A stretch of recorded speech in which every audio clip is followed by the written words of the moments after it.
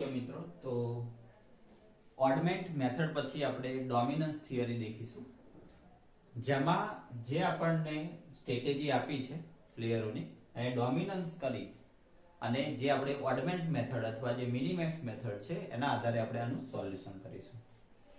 હવે સોલ્યુશનની અંદર ડોમિનન્સ મેથડના ટોટલ 4 રૂલ્સ છે. એમાં રૂલ નંબર 1 છે કે જે રો ના બધા જ એલિમેન્ટ બીજી રો ના કમ્પેરમાં સૌથી મોટા હોય અથવા એના જેટલા હોય તો જે નાની રો ના એલિમેન્ટ છે આખી રો તમે કેન્સલ આઉટ કરી શકો છો. મતલબ માની લો કે એક રો ની અંદર આ રીતના એલિમેન્ટ છે 2 5 7 6. ઓકે, આ A1 છે, અહીંયા B1 B2 B3 B4 અને બીજી રો છે જેના એલિમેન્ટ માની લો કે આ રીતના છે. તો તમે જોઈ શકો છો અહીંયા 2 છે એ 1 થી મોટું છે, 5 છે એ 0 થી મોટું છે, 7 છે એ 3 થી મોટું છે અને 6 છે એ 5 થી મોટું છે. એનો મતલબ કે આ જે રો છે એના બધા જ એલિમેન્ટ આ રો કરતા મોટા છે. એનો મતલબ કે A1 રો છે એ A2 રો ને ડોમિનન્સ કરશે, એટલે કે તમે A2 રો ને ઇગ્નોર કરી શકો, કારણ કે એનું કામ શું છે? પ્રોફિટ કરવાનું. અને પ્રોફિટ કરવાનું કામ છે એનો મતલબ કે મેક્સિમમ જે હશે રો એ મિનિમમ રો ના બધા એલિમેન્ટને શું કરી દેશે? ડિલીટ કરી દેશે. એટલે પહેલો નિયમ આ છે કે રો ની અંદર જે મેક્સિમમ નંબર હોય. હવે ફરીથી સમજાવું છું, સમજી લો. માની લો કે બે એલિમેન્ટ સેમ આવે છે, માની લો કે A1 A2. અહીંયા છે 1 2 5 7, અહીંયા છે 1 2 3 4, આ B1 B2 B3 B4. તો બંને સેમ એલિમેન્ટ હોય તો બી તમે કેલ્ક્યુલેટ કરી શકો છો. હવે 3 કરતા 5 મોટું થયું, 4 કરતા 7 મોટું થયું, મીન્સ કે આ આખો રો ના એલિમેન્ટ આના કરતા વધારે કહેવાય, એટલે આ રો ડિલીટ કરી શકો. એટલે રો ની અંદર આપણે શું દેખવાનું? મેક્સિમમ દેખવાનું, કે જે મેક્સિમમ હોય એ નંબર મિનિમમ ને શું કરી શકે છે? ડિલીટ કરી શકે છે. કોલમમાં ઊંધું હોય. કોલમમાં શું હોય? ધ્યાન આપો. માની લો કે આવી રીતે 3 કોલમ છે, B1 B2 B3. અહીંયા 1 4 7 લખી દઈએ, અહીંયા 2 3 5, અહીંયા માની લો કે 8 5 અને અહીંયા આપણે લખી દઈએ 8 5 અને 9 લખી દઈએ. ઓકે, તમે હવે આ બંને કોલમની કમ્પેરિઝન કરો તો 1 કરતા 2 મોટું થાય અને 4 કરતા 3 નાનું થાય. તો આ બંનેની કમ્પેરિઝન હવે ના થઈ શકે, કારણ કે એકમાં એક મોટું થાય છે, બીજામાં નાનું થાય. હવે પહેલાની છેલ્લાની કમ્પેરિઝન કરો. 1 કરતા 8 મોટું, 4 કરતા 5 મોટું, 7 કરતા 9 મોટું. એનો મતલબ કે B2 નું કામ શું છે? કે લોસ ઓછો કરવાનો. એનો મતલબ કે આ જે B1 કોલમ છે એ B1 કોલમ B3 કોલમ ને શું કરશે? એલિમિનેટ કરશે, કારણ કે આના બધા જ એલિમેન્ટ B3 કોલમના એલિમેન્ટ કરતા નાના છે. તો કોલમમાં ઊંધું હશે. ઓકે, તો પહેલા આપણે આ બે રૂલ્સ દેખીએ, પછી આપણે જે ઓકે મિત્રો, તો આપણી જે PDF છે એમાં એક્ઝામ્પલો આપેલા હશે. હું ખાલી જસ્ટ મેથડ શીખવાડું છું, તમે એક્ઝામ્પલ દેખજો. અહીંયા હું મેક્સિમમ બધા એક્ઝામ્પલને કવર કરી લઈશ. નંબર હું નથી કહેતો, લગભગ ડોમિનન્સનો પહેલો જ એક્ઝામ્પલ હશે એ રહ્યો. તો સૌથી પહેલી વસ્તુ એ છે કે આ એક્ઝામ્પલ છે આપણું. જો આમાં ડોમિનન્સ થિયરી લાગુ પાડીએ તો દરેક રોના એલિમેન્ટને બીજી બધી રો સાથે કમ્પેર કરવાનું.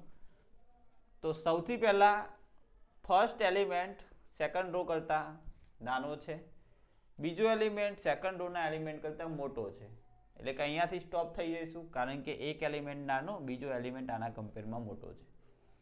એ જ રીતે 6 કરતા 1 નાનો થાય, 1 કરતા 7 મોટો થાય, તો ટૂંકમાં પહેલું ને ત્રીજું પણ કમ્પેર ના કરી શકીએ. હવે બીજું ને ત્રીજું કમ્પેર કરવાનું બાકી રહ્યું. તો બીજું ત્રીજું આપણે કમ્પેર કરીએ તો 6 કરતા 6 શું થાય છે? ઇક્વલ થાય છે. એના પછી આગળ વાત કરો તો 2 કરતા 1 શું થાય છે? નાનું થઈ જાય છે.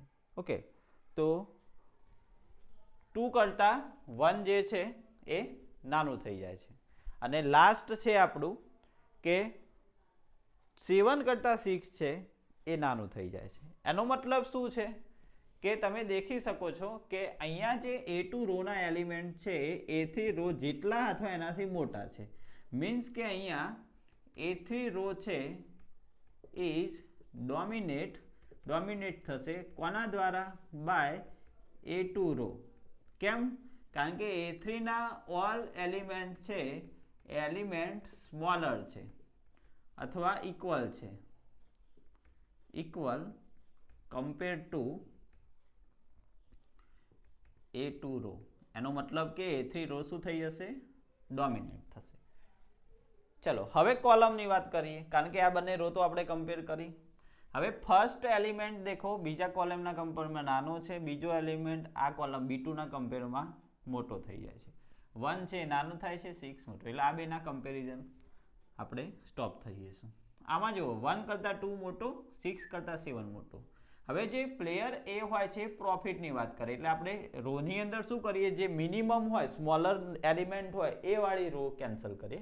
કોલમમાં શું હોય છે કે લોસ મિનિમમ કરવાનો હોય છે. આને લોસ મિનિમમ કરવાનો છે, એને પ્રોફિટ મેક્સિમમ કરવાનો છે. લોસ મિનિમમનો મતલબ શું થાય? કે જે મેક્સિમમ એલિમેન્ટ વાળી કોલમ હશે એ કેન્સલ આઉટ થશે. તો અહીંયા હું લખું છું કે B3 column is dominate by B1 column. કેમ? કારણ કે B3 ના ઓલ એલિમેન્ટ શું છે? B1 કરતા element larger than B1 element. B1 element કરતા આના બંને એલિમેન્ટ લાર્જર છે તો આ જશે. ટૂંકમાં હવે આપણા જોડે આ ટર્મ્સ વધ્યા. તો હવે તમે આને ઓડ મેથડ અથવા મેક્સિમિન મેથડથી સોલ્વ કરી શકો છો. આ A1 A2, અહીંયા B1 B2, અહીંયા છે આપણા જોડે 1 7 6 2. ચલો આની ગેમ વેલ્યુ શોધવી હોય તો ઓડ મેથડ સોલ્વ કરીએ. તો 6 - 2 નો ડિફરન્સ આપણે અહીંયા લખીએ છીએ. 7 - 1 6 અહીંયા લખીશું ડિફરન્સ. 6 - 1 5 અહીંયા, 7 - 2 5 અહીંયા. બંનેનો સરવાળો 6 4 10 થઈ જાય છે. અહીંયા બી સરવાળો 5 5 10. ટૂંકમાં ઓડ મેથડ લાગુ પડશે. A1 ની પ્રોબેબિલિટી શોધવી હોય તો 4/10, A2 ની શોધવી હોય તો 6/10, B1 ની પ્રોબેબિલિટી શોધવી હોય તો 5/10 અને B2 ની શોધવી હોય તો 5/10. અને મારે ગેમ વેલ્યુ ફાઇન્ડ કરવી છે. ગેમ વેલ્યુ તો 1 × 4 plus 6 × 6 by total value, total sum એટલે કે 4 36/10, 40/10 એટલે 4 આવશે. તો આ રીતે તમે ગેમ વેલ્યુ શોધી શકો છો. ઓડમેન્ટ મેથડ આની અંદર લાગુ પડશે. તો ઓડ મેથડથી તમે એક્ઝામ્પલ સોલ્વ કરી શકો છો. હવે એના પછી તમે નેક્સ્ટ કે જેની અંદર તમે દેખી શકો છો બીજો એક્ઝામ્પલ સેમ આપણે લઈએ. પહેલા સિમ્પલ જે પહેલો ને બીજો રૂલ્સ છે રો અને કોલમ વાળો એ લઈશું. મેક્સિમમ એલિમેન્ટ વાળી રો હોય એ મિનિમમ એલિમેન્ટ વાળી રોને શું કરે છે? કેન્સલ આઉટ કરે છે. અને મિનિમમ એલિમેન્ટ વાળી કોલમ મેક્સિમમ એલિમેન્ટ વાળી કોલમને કેન્સલ આઉટ કરે છે. ઓકે, ચલો અહીંયા આપણે દેખીએ તો ફર્સ્ટ રોને સેકન્ડ સાથે કમ્પેર કરીએ. તો જો આ -50 છે 50 કરતાં નાના થશે અને 100 છે -100 કરતાં મોટા. તો આ બંનેની કમ્પેરિઝન તો થશે નહીં. ચલો એ રીતે તમે પહેલી છેલ્લી લો તો -50 નાના, -200 કરતાં 100 મોટા થઈ જશે તો એ બી નહીં થાય.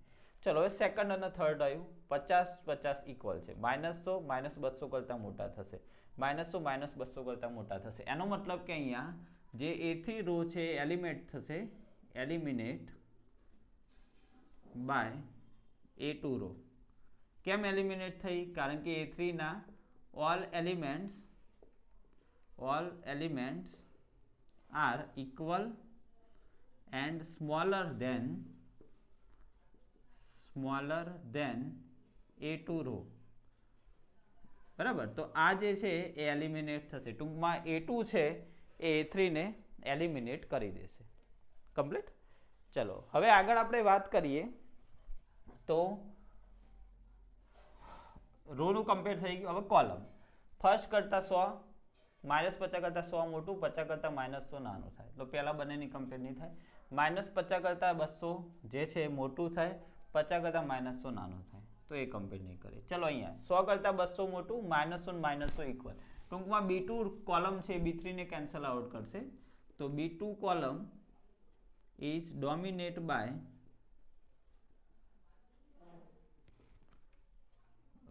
B3 કોલમ જે મોટું હોય એને કેન્સલ આઉટ કરવાનું, સોરી કોલમમાં B3 column is dominated by B2 because all element of B3 column are equal